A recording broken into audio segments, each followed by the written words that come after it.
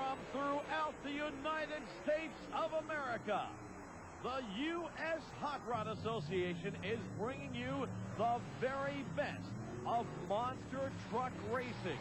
And today, on U.S. Hot Rod Association's Monster Truck Challenge, we're going to see the trucks and meet the men behind them, like Dennis Anderson and Gravedigger, Gary Porter, and the Carolina Crusher, the reigning world champion, Jackie Willman and Taurus, and the guy who's right on his heels for 92, David Morris, and the Equalizer.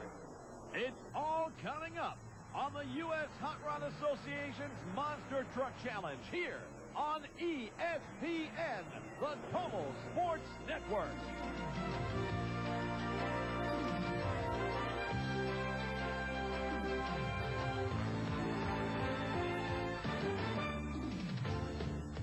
The most feared monster truck in the world today is Dennis Anderson's Gravedigger. But the season has not been a pleasant one for the Gravedigger team, with the driver-owner Dennis Anderson suffering injuries at the end of last year and having to battle to come back, only to be plagued by injuries once again. It's been quite some time now, but it was Gary Porter and I. We were racing Chicago style around and around, and I came back for the finish, and I got a little tangled up on my end of the track, and I just went up and kissed that wall really hard, and I tell you, I really wasn't braced for that impact. When I first cracked my knee, it was like it was no big deal, I cracked my knee, it's going to heal up, everything's going to be fine. Well, it ended up being a lot serious, than I thought it was going to be. So, I'm listening to the doctors a lot more. When I first stepped in that doctor's office, I was like, it was in one ear and out the other. Get me a cast on here. I'm going to the shop. We're going to do things. And I tell you, I've really backed up about 3 steps, and I'm listening to these guys because it's really a sad feeling. I hate for people to watch me like come up the steps or walk across the parking lot, or I just feel like I don't know. It's like it really hurts. I was going to physical therapy for 3 days a week, and we had some dead muscles in my legs, so we had to tighten up on the physical therapy. So I've been going every day of the week for 2.5 hours a day. Okay, this is functional electric stimulation. This is a machine that's going to help Dennis to contract the quadricep muscle, which is on the front of his leg. He's having a hard time contracting it after this knee injury. So this is going to help him do it. And you'll be able to see the muscle jumping. So you can see it starting to twitch already. We're going to get a good contraction. Hey, that looks good. Is that it? Mm-hmm. Okay. Now, when the machine shuts off, you'll be able to see that muscle stop. There we go. And he'll be on this for about 15 minutes. Another part of his therapy is going to be doing stretches. He's going to get on a bicycle where he can use his arms to help stretch his knee. It was pretty depressing. I felt like, once I went in there to do these little simple exercises, I never really tried them at home. And which I didn't really, once I had my cast off, I had to wait a couple of weeks after I got the cast off to loosen the leg up before I started physical therapy. But it was really depressing, I felt like laying there and crying if nobody wouldn't have been watching. But because it was just such a simple thing that I couldn't even do. And it wasn't that it was painful, it was just that I didn't have a signal to some of the main muscles in my legs. So I couldn't even tell it what to do, and I just felt helpless, and it was scary because I'll tell you, if I had to drag this leg around like I'm doing now for the rest of my life, I'd be an unhappy puppy. You can believe that. What you trying to see if we can bring a little bit further than last time? Just be easy.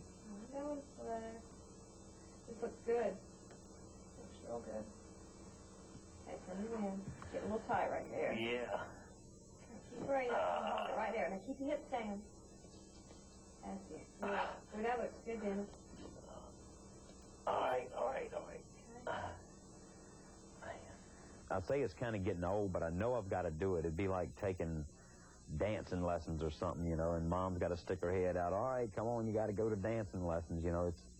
It's getting to be on that track now, but I know that I've got to stick with it because the physical therapy has really helped me a lot. I can bend my leg. I'm starting to get some strength back in it and some movement in it.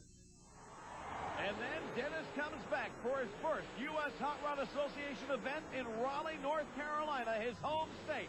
He's the fastest qualifier. Then, in round number 1, he has no trouble defeating Rambo. Round number 2, that night, he takes out one of the hottest running trucks of the U.S. Hot Rod Association, David Morris, and the Equalizer. And then, in the finals, he goes up against the world champion, Jackie Willman and Torres. Dennis has to battle from behind, but he takes the victory. And the Gravedigger and Dennis Anderson are well on their way to come back. It was an incredible win. Dennis Anderson knew he had something to prove.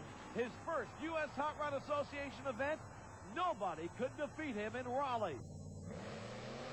Then in Louisville, Kentucky, just 2 weeks later, Dennis Anderson and the Gravedigger going up against Kodiak.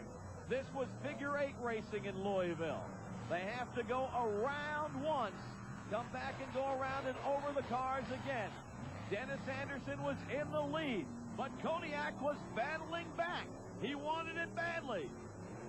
Going into turn number 4, Kodiak was catching up. Dennis Anderson had to turn it on, and he won the race. But in doing so, he hit the wall. Everybody thought he was okay, but that wasn't the case, and Lyle Hancock explains. Apparently overshot the set of cars that he was going for. He was trailing behind one of the other monster trucks and needed to make up some time. When he come down, basically, he had slid sideways, smashed into the wall there. He had gone to a restaurant to eat some dinner after the race was over that night, and he went to take a drink or something, and he coughed real hard. While in doing so, he had already had injured some of the ribs, and when he coughed so hard, it had actually separated some of the rib cage, so he's going to be out for a little while. So Lyle Hancock takes over the driving duty for the Digger. Let's take you to Pueblo, Colorado. The finals against Carolina Crusher. And for the first time that I've ever seen, a tie. That's right, Digger and Carolina Crusher tied in the Monster Final. They reran the race. And this time, the story was different. This time, the Digger took all the marbles. Lyle Hancock was your winner in Pueblo. As for Dennis, he's in Kill Devil Hills, North Carolina, recuperating, driving Street Digger, and meeting with as many fans from around the globe. He'll sit down and talk for hours on the telephone to his, his fans, telling them what he thinks they should do. But I've got Dana 70s. I've got everything matched up. I got 588 gears. That's geared a little lower than a factory truck would be if it had tires on it, but I got a good motor in it, too. Yeah, because I got 410s in that half-ton front and back. He also spends a lot of time at Virginia Beach Votech, where Project Gravedigger is very near and dear to his heart. The students there are helping to restore the original Gravedigger for placement in a museum that Dennis plans to build. And since they've started the project, attendance has been near 100%. It's really something neat for the kids, It's a program to keep the kids off the street, for one thing, and they're interested in something in school for a change. And they're learning skills. Everything from mechanics to welding. They're doing it all at Virginia Beach Votech, many times thanks to Dennis Anderson and Project Gravedigger.